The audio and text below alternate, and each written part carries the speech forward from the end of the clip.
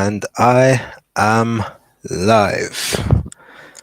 Salutations to everyone who is currently here. Just see if I can get my webcam a little nicer.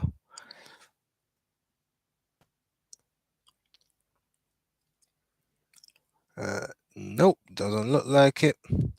Oh, I'm gonna get a camera added to this for next time. But I hope it's okay for people anyway. Yep. Salutations, one and all. Welcome back to another episode of the Hardcore Casual with your boy, Base the Kid.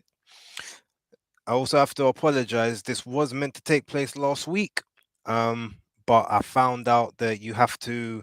It takes 24 hours before you get to, be able to initiate a live stream. So on the day that I was planning on doing it, I didn't know that. Went to do the live stream. It told me 24 hours. So at that point, I just had to bite the bullet. And there's been a lot of stuff to talk about over the last week, but I didn't want to get into it because I wanted to do a live for the 100th episode. That was the only thing that was on my mind, so I decided to leave it. And I was like, well, what days can I do what? I mean, yesterday seemed like it could have been a decent day, but it's a Saturday, people's getting out. Didn't really know what time I was going to be doing it. I thought, well, it wasn't much to talk about over the boxing from this weekend. Not really much there, but the World Cup. So I thought, well, it's only one match, and it maybe wasn't the match everyone was interested in. So here we are. Uh, in the chat, I could see so Maestro, big up, respect to you. Thank you very much. I can see Abner Ortega. Tony, my co-host on Tuesdays, big up to you and big up to Uncle Jonah. So what I figured I'd do, I've got certain things that I want to talk about. However, if you're in the chat, put a topic that's happened over the last 2, 3 weeks, whatever you want, and I'm gonna give my takes on it. And I'm gonna be as unfiltered and unadulterated as I choose to be. So yeah, but before I let you guys do that, I think the first thing I kind of want to touch on, because I guess it's the quote unquote biggest news that's happened this week thus far, and that seems to be that a deal in principle has been reached by Javonte Davis and Ryan Garcia for about scheduled sometime in April, I think is sort of the time that they're looking at. Now, prior to that, you've got Tank Davis has got a fight announced, I think, for the 7th of January or somewhere around there, basically saying that, I'm gonna get this tune up out the way and then we're gonna get it cracking for King Rai. Now, I, like a lot of people, have been thinking, well, why announce a fight after a tune-up when you don't know how the tune-up's gonna pan out, or you don't know if you're gonna be healthy afterwards? But at least in this particular instance, you've got Ryan Garcia now saying, well, you know what? Yeah, I'm gonna be out in January as well. So I guess whatever risk that Tank has, now Ryan's got the same risk. So if they both end up injured, then they're both on the same schedule. If they both come through unscathed, then they're both on the same schedule. So I guess in that instance, can let it slide. Makes sense, I suppose. Um, what do I think of the fight overall?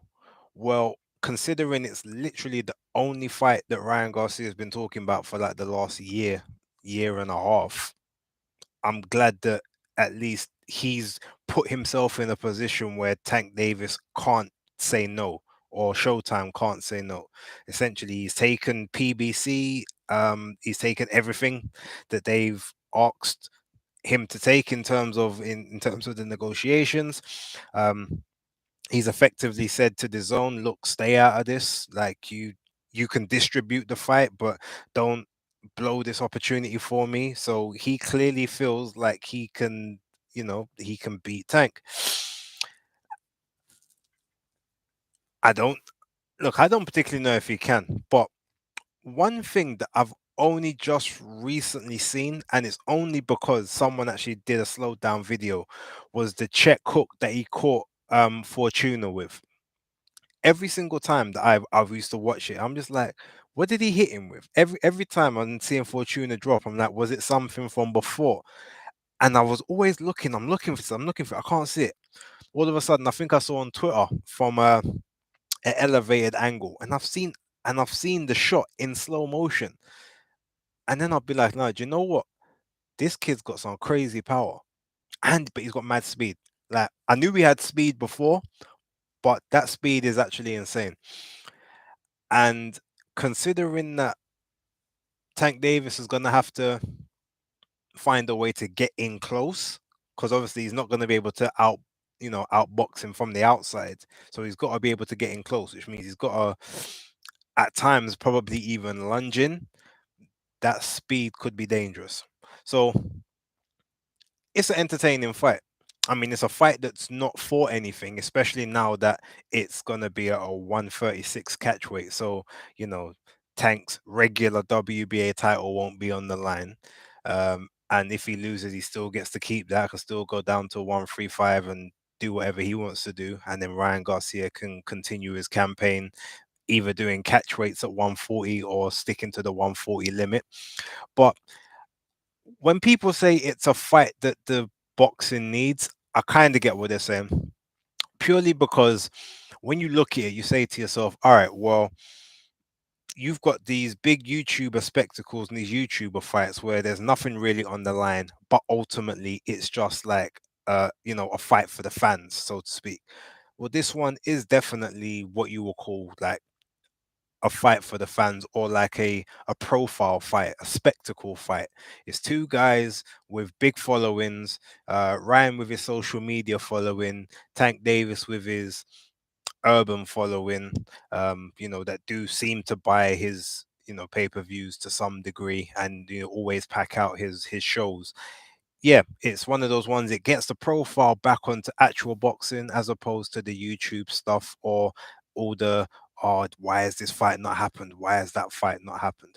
So yeah, I guess I got to support it in that sense. And if it comes, when it does happen, I'll be putting my hand in my pocket to pay for it. But again, circling back around to the start of this point, they're both having interim fights beforehand. I mean, we all know what happens in interim fights more time than not. So yeah, let's just pray that both guys are in competitive enough fights that get them ready, but not grueling enough that they end up injured or damaged and then can't fulfill the obligations of this next round of this next round of the big blockbuster, as we're gonna call it. We go back into the chat. All right, so seen Tony, that's my guy. Tank is legit. All right, well, cool. Yard just did the same thing. Lorena is a tune up for Dubois. Actually, I disagree with you on that one, Tony, but we can talk about that. Um, Dan the man, as I always say, the hardest working guy on Twitter. Big ups and thank you for tuning in. So Tony saying, who's the A side? Um, well, the A side's Tank Davis. Ryan Garcia has acquiesced to all the terms and conditions that Showtime have put in place. He's taken a much lesser part of the split, from what I've been told. Like the Zone have no commercial interaction with this apart from having the Zone as a distribution platform. Um, I mean, if you look at pay-per-view as a whole, like Tank Davis has been on pay-per-view what, 4, 5, 6 times. Ryan Garcia has never been on pay-per-view. It's going to be on Showtime. So Tank is the clear A side. It will say Davis Garcia on the hashtag, and it will be Tank Davis versus Ryan Garcia. So that's not. I don't believe that's in anyone's question. I don't think that's a doubt for anybody. So yeah. All right. What else was there that's happened this week? Apart from the stuff over the weekend, we'll talk about that shortly. Trying to think. Is there any other topics in the chat that someone wants me to touch on just before I sort of speak about maybe something else that I'm considering? Let me go to the old Twitter. because we're gonna get to this weekend's action really shortly. Let's see.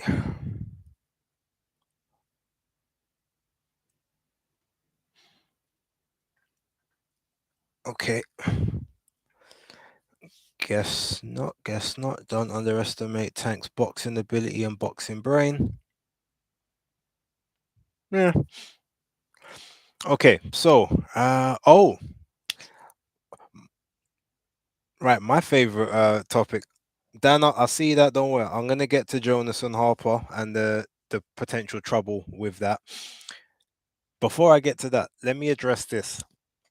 So, Lerone Richards versus Zach Chelly. So, from what I've seen, apparently this is going to be at a catch weight of 171 pounds. Lerone Richards was the IBO super middleweight champ, but has now had to vacate that or has been stripped of it, one or the other, because they ordered a mandatory, which I've actually never heard the IBO order a mandatory before, but apparently they've ordered a mandatory and he was unable to fulfill the mandatory obligation because of promotional issues or something along those lines. Now, that doesn't quite make sense to me, first of all, because all you have to do is accept the mandatory, and then if you don't have a promoter to back you or to to put an offer to the other team, then you just initiate a purse bid. So you not having a promoter or having a promoter actually makes no difference to that. But you vacated this belt because what, it's a person that quote unquote to you nobody knows. You'd much rather fight a Brit that people know and that people have seen, that has a following apparently. But you're not even fighting for the English title because the title can only be contested at 168 pounds, and you're having a catch weight at 171. Which part of that makes any sense? Um, wasn't it Akhmedov that he was supposed to fight, but he didn't want to fight Akhmedov because Gongora beat Akhmedov and he beat Gongora, but Akhmedov was higher ranked, a higher ranked opponent, and someone would have got you to the world titles quicker, which is what you claim you want. Where's Zach Chelly getting you? In fact, let me check the rankings now just to see if Zach Chelly is in any of the governing body rankings, and let me see if I can make sense of this decision. You just indulge me for a moment, people.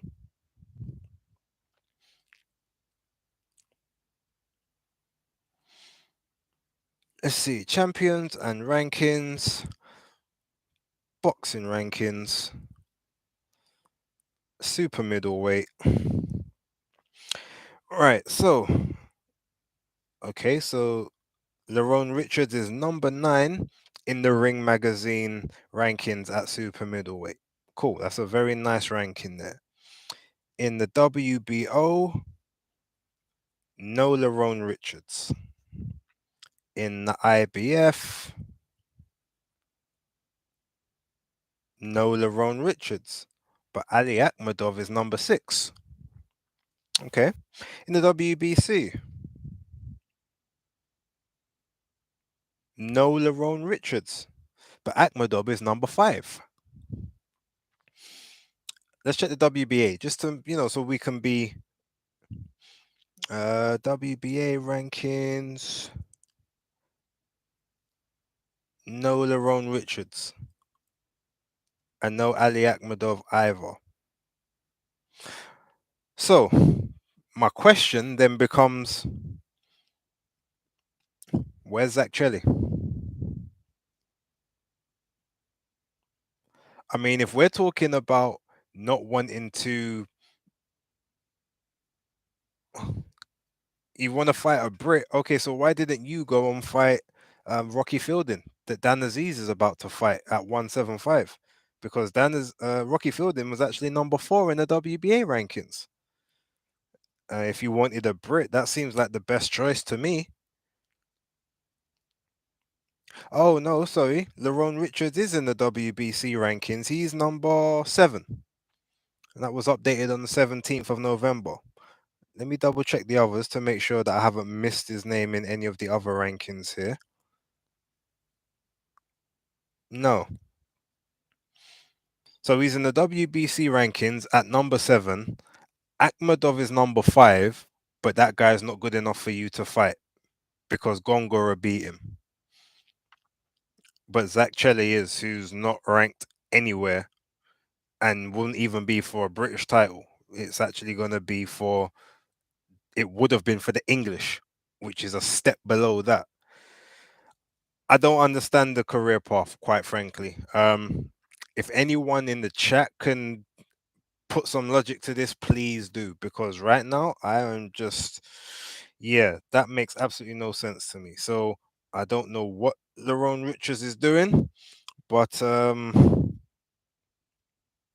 it's not looking good. Okay,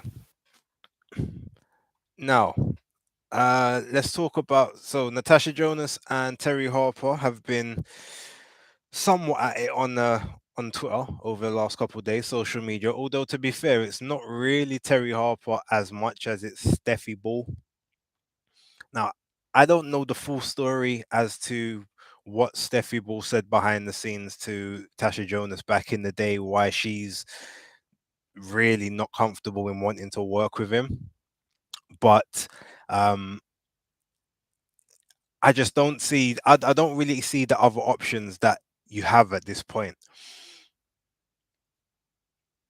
Clarissa Shields, you don't have that option for at least 8 to 9 months at I would say at a minimum, because the whole PFL league, I think she's got 2 fights that she has to take care of over on the PFL before she can come back to boxing. So I would assume that would have her out until at least say June time, as a minimum. Jessica McCaskill, I mean, that's a potential idea. I'm not sure if Jessica's still with Matchroom or if she's out of contract, but considering that Jessica's not quite undisputed anymore because the WBA title, from what I'm understanding, has gone vacant, and WBO have now sent her a show cause letter to determine whether or not they're going to allow her to keep that belt. Unless the option would be to go down to 147 just to say you're a two weight world champ, which I could potentially see, but it's not undisputed, which is something I'm sure you would want in your legacy, especially coming right towards the end of your career. Then 140 Chantel Cameron. Well, realistically, you probably won't get the Cameron fight until it's established what's going to happen between Cameron and Katie Taylor. Because if Matchroom can do the fights in house to generate the most money, I'm sure they will do. The same as Baumgardner and Taylor, if and when Baumgardner beats Troy, which I'm fully expecting her to do, quite frankly. But again, if that's the case, then realistically, what are we looking at? Who are your options?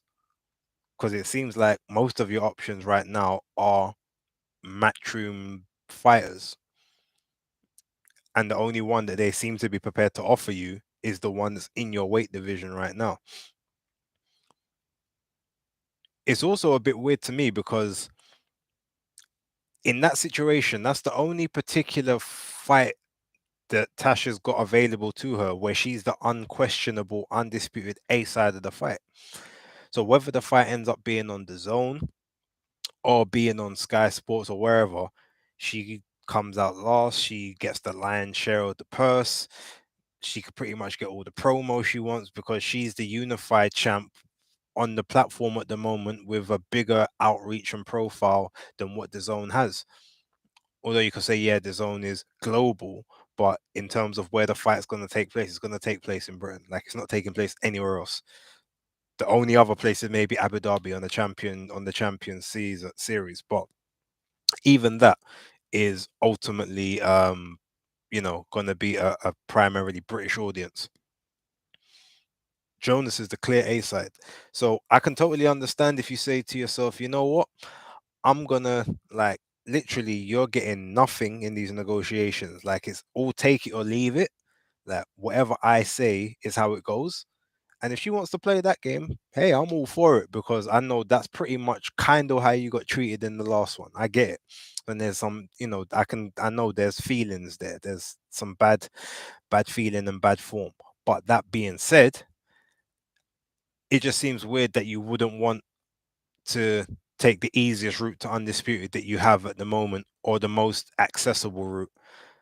Once you go to undisputed at 154, then you can go down to 147 and take the rest of the belts there. Or whether McCaskill's got those, or whether you get one from Jessica Kamara, or if another vacant one comes up somewhere, take another vacant title, and then maybe got a belt collecting there, and then just work your way back down to maybe 140, 135. Obviously, I get it. There's not many years left. Fatashi said it herself on Ring IQ's live the other day, so shout out to Ring IQ. But it just seems like this is the easiest or the quickest opportunity you've got to undisputed right now. It makes sense to take that opportunity. So yeah, that's my take on it. Um, I'd like to see that rematch because I still feel like Tash was kind of robbed in the first one, but here's a chance to clean that up. That's what real champs do. That's what true champs do. Lennox Lewis had a draw. He's like, no, we got to run that back. He had losses. Now I got to run that back. So it makes sense to me, and that's what I would expect personally. Uh, but yeah, okay. So that's Jonas sorted out. So I guess I best talk about some of the stuff that happened over the weekend. All right, so there was three cards on, two of them professional, one of them YouTube. Ezra Taylor on the BT Sport Frank Warren card up in Telford. Now, I'm not one of those people that talks about and looks at someone's first initial outings and being like, oh yeah, like they're definitely one for the future. They're one for the future, or like they're brilliant. I really like them. I know there are some people like that. It's not quite me, but that being said, I did like what I saw in that fight. Now, granted, he wasn't fighting anyone remotely competitive, but he's tall, he's rangy, he's got good movement, he's got speed, he's a bit of a showboater as well, like a little bit like Whitaker, Ben Whitaker in that sense. But he looks like he will have a bit of fun in the ring. Looks like he might bring entertainment. Um, and again, as someone who does believe that you need some characters in boxing, like he seems like a decent prospect to sort of keep an eye on. And it just sort of further highlights just how stacked or how vibrant the British 175 division is. Like if you look at all the divisions across boxing in the men's game, I feel like 175 is the one that has the most chance of popping or having like the biggest rivalries or being able to create the biggest fight nights because there's just a huge amount of 175 competitors. It was a previous glamour division globally, and we just seem to have a lot of guys in and around that spot that can mix it up. I mean, obviously Callum Johnson just retired the other day, so respect to him. But you've got Callum Smith, former 168 champion. You've got Craig Spider Richards. You've got JB Joshua Boatsi. You've got Anthony Yard. You've got Ben Whitaker. You've got Dan Aziz. You still got Shakan Pitters. Now you got Ezra Taylor. Um, I'm trying to think who else is in that list. I don't know. Can Zach Chelly maybe say he's up in there potentially? There's others. There's a couple others.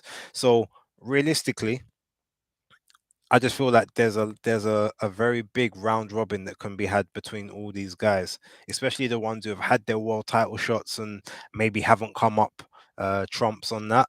So, not saying that you're down at domestic level, but just everyone, take out all the other contenders until you're the last one left, and then that proper solidifies you as number one, the best in the country, but then number two, it guarantees that you're the right guy or the best prepared guy to actually go to that world level and potentially procure a belt.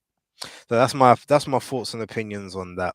Um, on that card, there was Davis versus Baluta. Now I was actually watching a stream because I wasn't able to watch it on my Skybox. Um, I was busy doing something else, but my stream for Davis and Baluta cut out after about 8 rounds. Something happened, so I didn't even see the end of that. But I heard the final scorecards. Cool.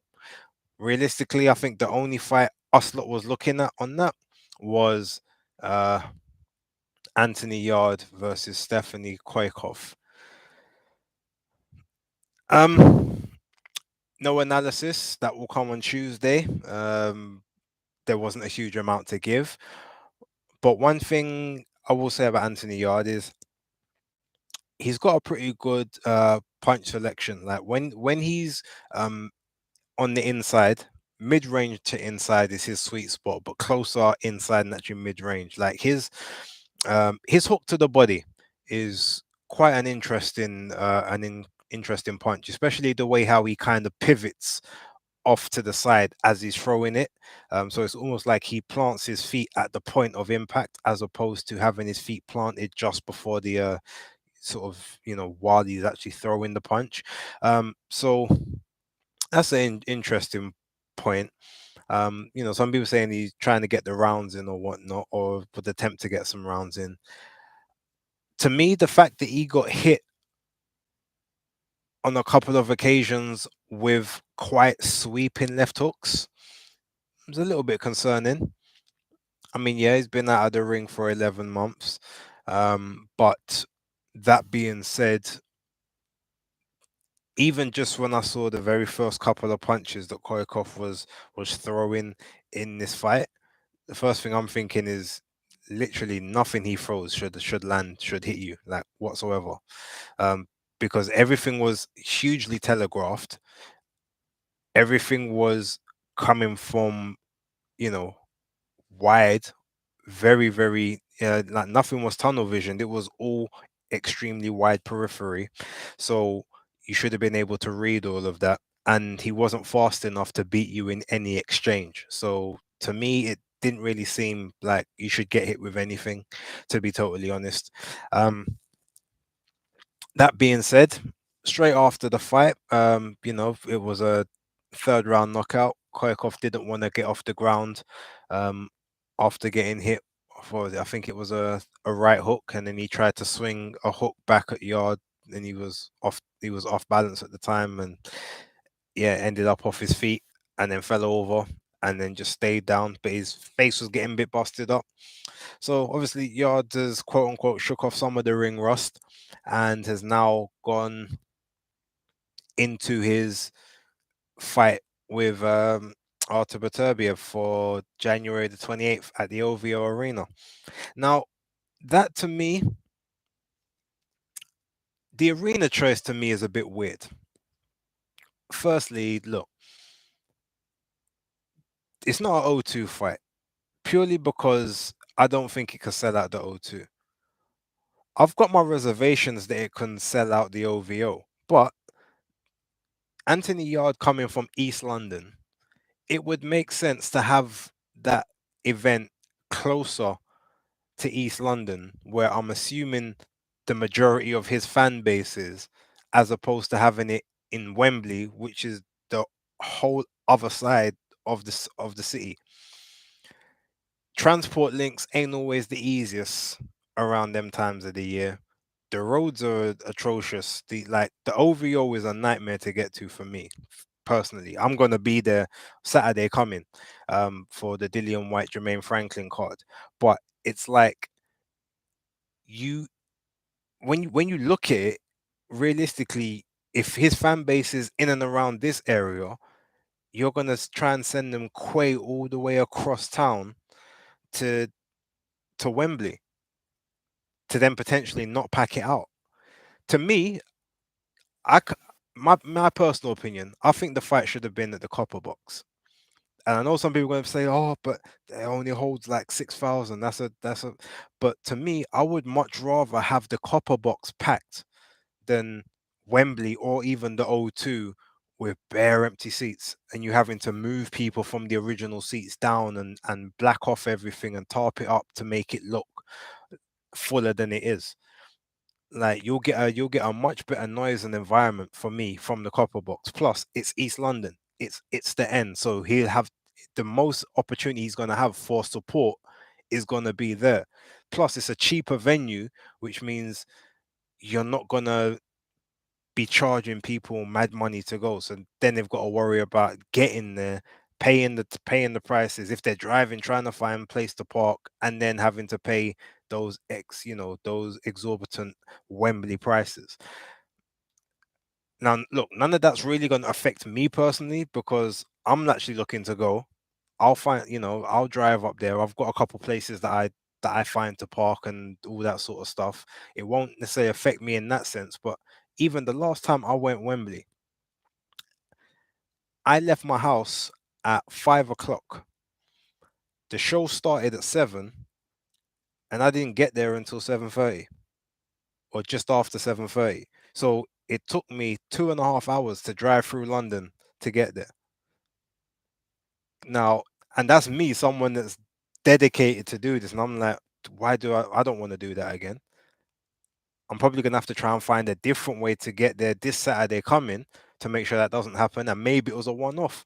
But imagine if that's me, someone that loves boxing, and I'm having second thoughts. What about the rest of his people that are further away, Ilford, like Hackney, Dalston, Bow, these sides? What are they gonna be thinking? Is it even worth it? Like, so yeah, that's a bit mad still. I don't know personally. I can't. Yeah, I just think it's the wrong place to have that fight. Now, with regards to what I think about the fight itself, I think most people know what I think. It's the word mismatch isn't right. It's not a mismatch. But when people say, "Oh, yeah," do you think Yard's got any chance, or do you think he's got a chance? I'm like, yeah, he does have a chance, but unfortunately, the word "no" is before it because there's not anything that he does remotely better than Artur Beterbiev, whether that's boxing wise, speed wise, pressure, counter punching, punch placement, setting up shots. You go through his entire history, you go through Beterbiev's entire history, and then even if you look at punch power, you say, oh, well, he's got a puncher's chance. Does he? Is he a one punch knockout artist? When, when is the last time he's legitimately stopped anybody that he's fought with one punch? Whereas if you look at Beterbiev, you can see where those one punches have effects. So his biggest chance in this is hoping that Beterbiev literally breaks down in the ring, like you know, walk in, maybe rolls the ankle, tears a ligament or something like that, and then you capitalize on it. To me, that seems to be the best chance that he has right now. But I'm gonna study prior to this fight. I'm gonna do a bunch of analysis on several old fights from both guys. Um, I'm not gonna do the amateur stuff, but I'll watch as much footage of both of them as I can, so that when it comes to doing an actual prediction, maybe I might see something in Yard's game plan that actually changes my mind, and I say, "Oh, do you know what? No, he can do it because X, Y, and Z," or I can see him utilizing this plan to win, or vice versa. Um, but yeah, ultimately, look, we're gonna see if he can prove everyone wrong because there's very few people that are giving him a chance, um, and I think that's being generous. But yeah, so that was that. Then we go. Oh, actually, before let me just gaming guru, bless up. Thank you very much for the support. Yeah, I hope I reach 500 subs as well before the end of the year. Let's let's see I'm gonna have a lot more content coming out. I wanted to do the live for the 100, which is what took me 5 days of inactivity, but more stuff will be coming. I promise that. Um, right. So if we switch over to the zone now, so the zone had two cards on side by side. I don't think they've ever done that before, but one of them was a Misfits card, which is the YouTube boxing. The other one was Jaime Monguia versus, I think it's Gonzalo Correa. Now, I think it was Correa. I think is how you say his name. But I know he fought Janibek about 3 years ago. I think it was 2019 when Janibek was 8-0, and Janibek knocked him out in 2 rounds. I haven't watched that fight. Um, there's no real need to, but ultimately that pretty much set the tone for me to what Jaime Monguia was going to do. The undercard for that event was horrid as well, if I'm going to be honest. Like, there was a card that they done the last time they went to Mexico. I think it might have been a Jaime Monguia card as well, or it was Zerdo Ramirez. But that card was entertaining. And I was like, okay, yeah, like Golden Boy, they put on a good event there. This one, I can barely remember what happened, if I'm gonna be totally honest. And literally, I had the Golden Boy card on my phone, and I had the Misfits card on the big screen. Now let's deep that for a moment. Me, a guy that's actually into boxing, put the YouTube boxing on the TV and watch the other card on the phone. Now, is that an indictment because I knew the matchup was poor and I was more intrigued to see these guys from the YouTube that I don't know, or that I've seen once or twice in the past? Or is it just a case of the production value was much higher on the Misfits card, so therefore it deserved the TV? Plus the fact that Ade was hosting as well. So shout out to Ade if you are watching, or if you do watch in the future, because I did notice the other day you even questioned like, do you still actually do your YouTube channels? That tells me that you ain't really watched in a while, but it's cool. It's all love. Although I do have a bone to pick with you, and I'm gonna tell you off air. I'm not gonna put you on blast here. But if you come on Monday Night Smoke tomorrow, I'm definitely gonna have to address that with you, because it was not nice. Put it that way. That being said, do you know what? As awful as the boxing was in the majority of the fights, minus the last, no, minus the Hasim Ruckman Jr. fight and the what was it, Dean the Great and Walid Sharks, minus those two, like all the other fights were nigh on embarrassing, but in the same vein, they were highly entertaining as well. Like, just by how bad they were. And I think sometimes, you know what? That's what you need. You just need some entertainment. It doesn't all have to be technical breakdown analysis. It's kind of good for me because it's not something that I'm gonna have to talk about on Tuesday on the show. And maybe on Monday Night Smoke, there might be a bit of entertainment around it. They might see some highlights here or there. But yeah, it's not something I have to chat about. So I can just watch it for what it is. And yeah, I had quite a bit of entertainment. I can't lie, it was fun. Um, there was some controversy in the main event, which was um which was also actually a pretty good scrap for YouTube boxing, for influencer boxing. Um, Hasim Ruckman Jr. getting beat by Greg Hardy. I mean, look, at the end of the day, on one hand, you gotta say, well, boy, but you're the boxer. How are you getting beat? But on the other hand, let's be real. The guy, the former MMA guy, yes, but he's a striker. He weighed 100 pounds more than him. So just anytime you get hit by that, it's gonna be, that's gonna hurt. Like,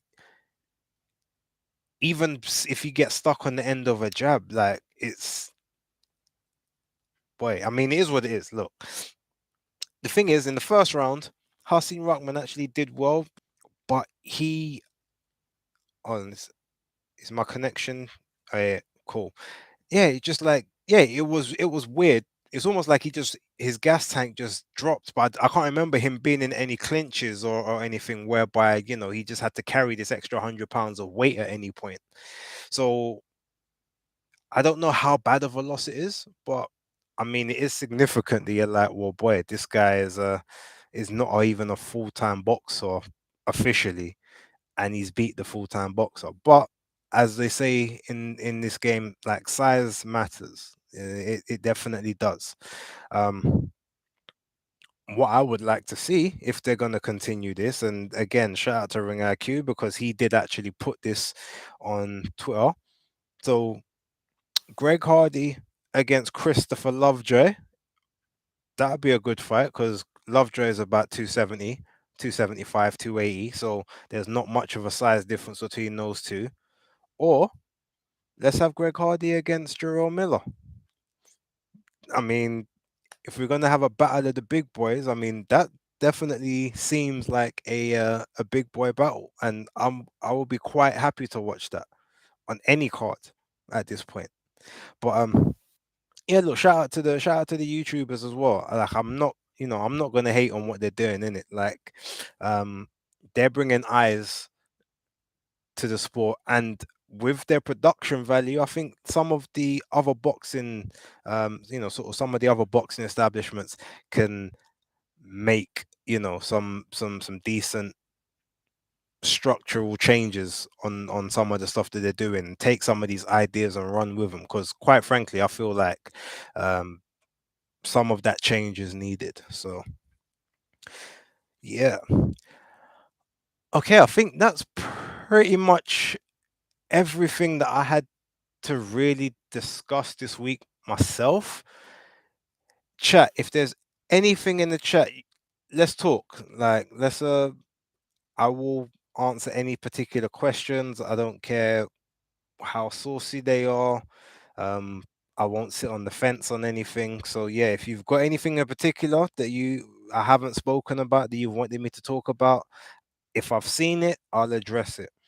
Um, wanna Uncle Jonah Mongia needs to fight better opponents. He definitely does. But you know what, Uncle Jonah, what I'll say to you, right? And this is probably the only um piece of praise that I'll give Mongia at this particular moment. He's been at 160 for coming up to 3 years now, I think. Or it's 2.5. Let me just double check. I want to make sure I give him his due credit here. So box rec is obviously going to be the easiest way to do that. Um,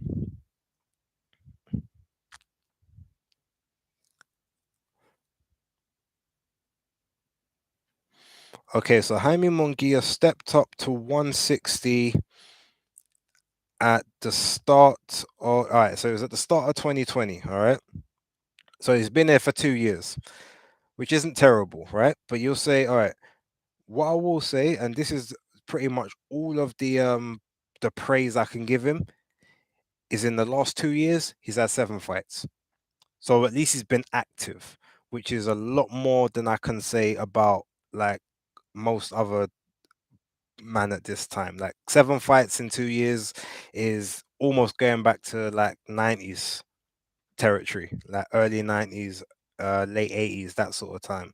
So if there was, say, one good opponent each year, then maybe you don't necessarily mind the other 4 or 5. You say, okay, you have one good one, but you're staying active. You're keeping yourself in the public conscious. But when the best of those 7 opponents is Gabe Rosado, who already had 13 losses going into that fight, that's not a great indictment. So yeah, that's not where you that's not where you hang your head, unfortunately. Uh, but yeah, at least he's been active. That's the most I can say about that. Um, let's see, what's Dan saying? How do you feel about Canelo looking for Bivol still when we all know he's likely to lose again? Well, it's pride.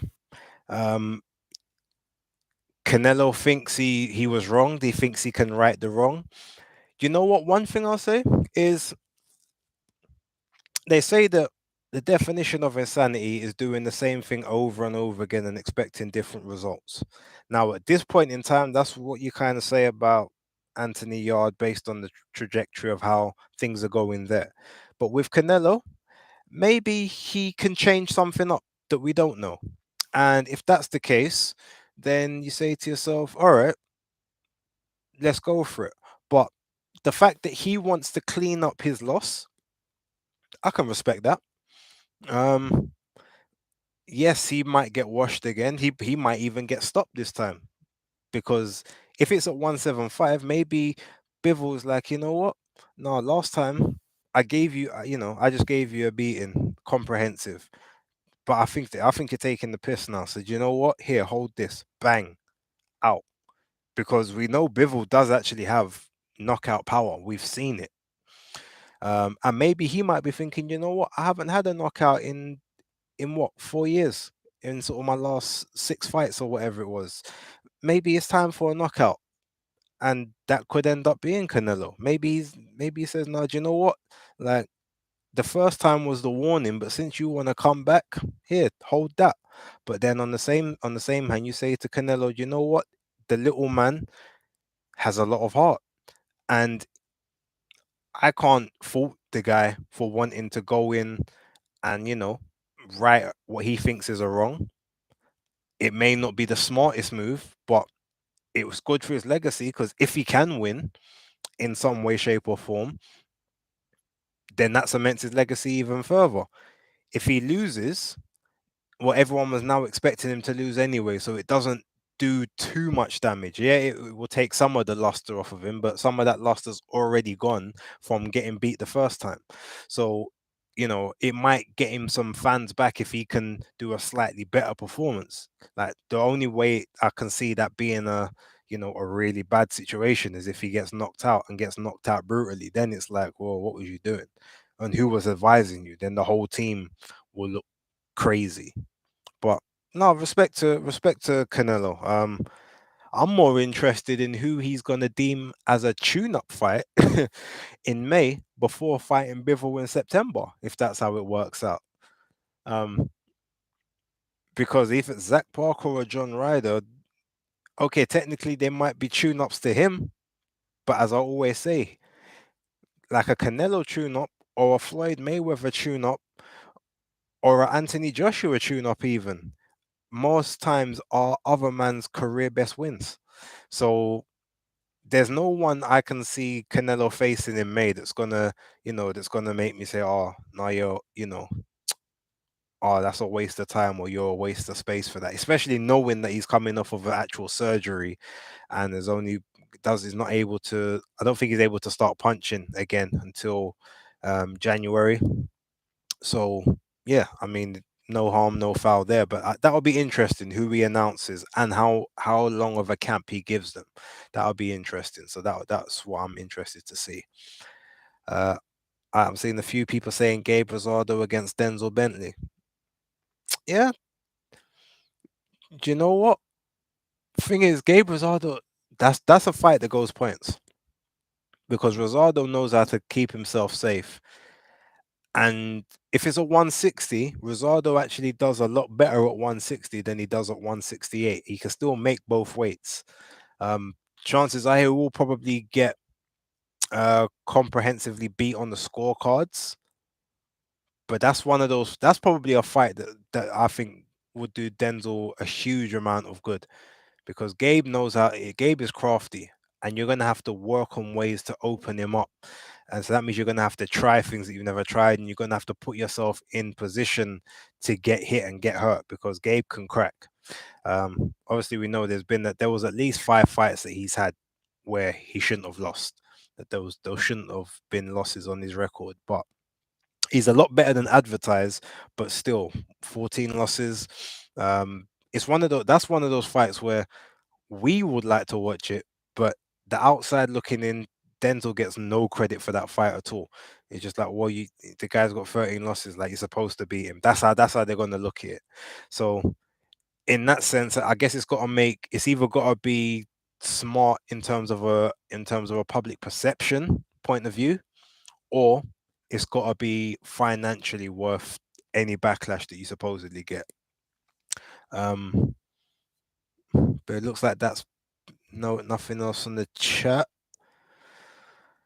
Um, okay, so let me before I cut this stream off, let's talk about what's coming up this week. Obviously, I'll talk about this more over the week, and we'll actually do videos and everything. But so we've got Craig Richards against Richard Bolotniks. I'm thinking that one's gonna be a nice little comeback fight for Craig, and that I wouldn't be surprised if Craig actually deals with Bolotniks in a better fashion than Bawatsi did, because I feel like he'll keep him further out. He'll keep him on the end of his shots uh, more than Bawatsi did. I don't think he'll give him a chance to set and to sort of get a groove in the fight. Um, so I'm looking forward to that one. I'm looking forward to seeing Sandy Ryan back in action. Since she's taken her training a lot more seriously and has physically transformed her body in the last Erica Farias fight, she looks like she's on to bigger and better. Fabio Wardley against Nathan Gorman. I need to see some of Nathan Gorman's recent performances. I haven't seen a lot of them, but that fight, I actually think that fight could be a an upset waiting to happen. I'll give more context on that during the week. And then Dillian against Franklin. I need to see that. What was it? Face off. I know Eddie Hearn done it instead of. I would have preferred Ade to do it because Ade's been learning from Johnny Nelson. He finds a way to get them to get under each other's skin. Um, but Eddie's done okay when he's done them previously. So I just want to see how he approaches that, and then that will kind of tell us a bit of the mindset. But the fact that he's training with Buddy McGirt, I think is probably one of the best things for him. Um, Buddy's an excellent trainer. He's definitely a huge upgrade on the training team he had before, and that's no disrespect to them, but I mean it's factual. Like you check the facts and the stats, and that's literally a truthful statement. So he's doing what we've all been begging Anthony Joshua to do: go to the States, like get out of your comfort zone, go somewhere else and just lock in and just train. And Dillian was doing it in Portugal, and now and now he's doing it in the States. If he can fix anything from before, like I think he could still be a force back in the sort of back in the heavyweight division. So I'm looking forward to that. um Zach Parker and John Ryder, I think, is going to be a great fight as well. I mean, if it wasn't for the Dillian White fight, I would have gone to that one. Like, I actually don't mind going to Frank Warren cards. I don't go to them that often, but I've been to enough. And the fact that one's obviously down the road, as opposed to the OVO one, where again I've got to go cross country. So now I've got to decide what time I have to leave my house to get there to make sure I see the fights I want to see. Yeah, it's gonna. I actually don't know what else is on that undercard though. I can't remember at all. But then the following, I'm gonna be at the I'm gonna be at the Sky Boxer card on the Sunday as well. Um, so I got to try and figure out how I'm gonna plan that route to go to Alexandra Palace. Although that one's a little bit easier to get to, provided the Blackwall Tunnel isn't chock a block, which this day and age, over the weekend, they always seem to want to close a lane down. So yeah, and then topping all of that off with Travis J and KG the comedian, too bold, too hilarious. So my weekend is gonna be full. Plus Black Friday on the Friday, I get paid. So yeah, might be a bit of a dangerous time for me, but we'll see how that all pans out. All right, I can see. Okay, what did Dan say? Okay, who's AJ training with? Again, like, we don't know. According to AJ, he wants to take a little bit of seasoning from everyone and try and make his own concoction. Will that work? I don't think it's happened before. I mean, The only people that I know that have had multiple trainers and be successful is Lennox Lewis and Tyson Fury, but it's not like, oh, I'm having one session with you, then having one, like they're still with those trainers for a year or two, couple years, and then move on. Once you've soaked up all the information you can there, then you move on to someone else to help sharpen up this deficiency or that deficiency. So yeah, I don't know personally who AJ is going to train with. The Roy Jones Jr. thing from a training perspective, probably I don't like, but from a mentality perspective, just having being around and just maybe soaking up knowledge from Roy Jones Jr. while still working with someone like Angel Fernandez or whatever might help, because I feel like AJ's issue isn't his training. Although I don't think he pushes himself in training either. I feel like he's very much, he tells them when he's done, rather they tell him when he's done. But it's more of a mentality. He needs like that mentality monster thing back. And someone like Roy Jones Jr., I think you listen to Roy. When Roy's talking, you listen. I mean, Chris Eubank Jr. said that, like, he's the first time I ever was in a training camp and I followed instructions. I done what he told me to do, because that's Roy Jones Jr. I think he has that kind of command of respect. And if it's all about drilling that mentality back into AJ's mind, then I think that's probably I think that's what he needs more than someone who's gonna, no, you need to throw this combination, you need to slip this punch, you need to roll when you throw this shot, kind of thing. I think AJ pretty much is what he is, but it's definitely the mentality that I feel needs to be worked on the most. So if you can maybe get a trainer that's an amalgamation of both, that will show you things that you can physically do, as well as get into your psyche and reprogram your synapses to work how it used to, and to be able to push through that fire at a constant, sort of on a constant basis, then that's who he needs to train with, basically. Uncle John, and I don't know if he's gotten rid of Angel Fernandez. I think they still do pads. I saw something the other day, I think that they were doing some work together, so I definitely don't think he's got rid of him. But I don't know. But yeah, this weekend coming up is gonna be a busy one. Um, the week in itself, I'm gonna do. I don't know if I'm gonna do reaction videos. Probably not, but I'm more likely to throw out one or two extra videos this week than I have done previously, obviously to make up for the algorithm. Also, the shorts. I'm gonna throw up some more shorts. Those quick 45-second, 1 minute hot takes. I prefer those actually, because recently, since doing them, I've actually been getting my thoughts together a lot quicker, processing and delivering them, which is good. It's good for you guys. You don't hear me waffle, and it's good for me because it means that my videos upload quicker, which means that they get out quicker, and I get to sort of feed off of some of the buzz of like the traction that's going on YouTube and Twitter and whatnot. So yeah. All right. Well, look, we're just about to come up to an hour worth of stream. I didn't even realize I'd go for this long. I want to thank everyone who's been rocking with me. Um, Hot Pies, I spoke about Lerone a little earlier. What I will say is I think it's an easy fight for him. The problem is going to be, is it going to be an entertaining fight? Because his fight, the problem with Lerone Richards is that he's not in entertaining fights, which means people don't necessarily want to watch him. But he wins those fights comfortably.